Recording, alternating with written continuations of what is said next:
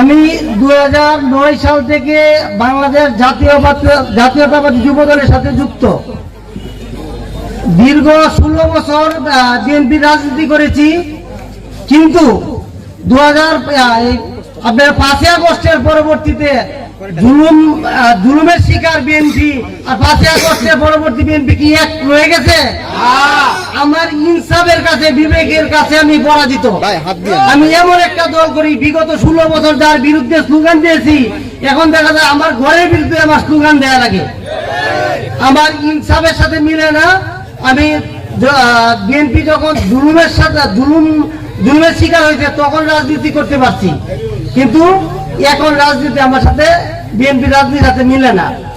বাধ্য হয়ে বিভিন্ন বিশ্লেষণ, বিভিন্ন রাজনৈতিক দলের গঠনতন্ত্র, তাদের কার্যক্রম পরিলক্ষিত করে আমি জয়কারবাদ কর্তৃক আয়োজিত অনুষ্ঠানে সকল অতিথিবৃন্দ ও সামনে আমার মুরব্বিয়ান বাবাজিরা ও সমবয়সী যুব ভাইয়েরা, আসসালামু আলাইকুম ওয়া রাহমাতুল্লাহ ওয়া বারাকাতুহু।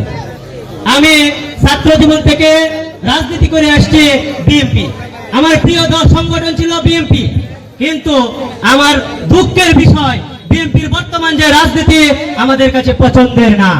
প্রত্যেক গ্রামে, প্রত্যেক সমাজে, প্রত্যেক ইউনিটে বর্তমানে এবার দালালরা পরিচিত। এরকম একটা সময় আসবে, যদি বিএনপি ক্ষমতায় যা, আপনার আমার এবার সেবন করতে হবে না, তারা গলায় পাড়া দিয়ে এবার সেবন করাবে। আমরা এবার মুক্ত সমাজ চাই, আমরা দুর্নীতি মুক্ত সমাজ চাই।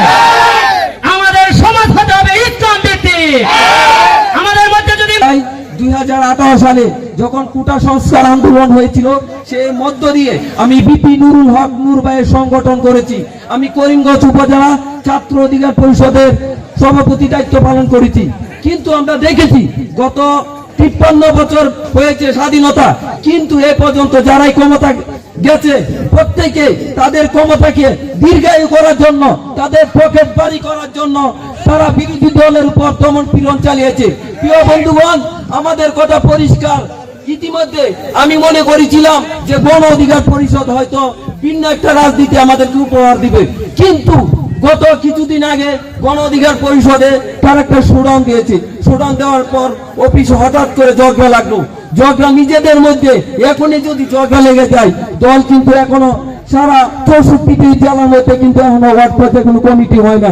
কিন্তু নূর ভাইকে সবাই চিনে, এটা সত্য।